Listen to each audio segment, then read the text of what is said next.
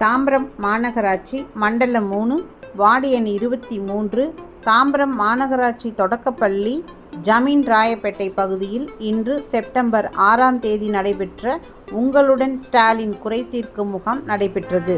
அதில் அப்பகுதி மக்கள் கலந்து கொண்டு குறைகளுக்கான மனுக்களை சம்பந்தப்பட்ட அதிகாரிகளிடம் கொடுத்தனர். அப்போது திமுக சட்டமன்ற உறுப்பினர் இ. கருணாநிதி மக்களோடு களத்தில் நின்று உணவு, பிஸ்கெட் வழங்கியும் உதவிகள் செய்து வந்தார்.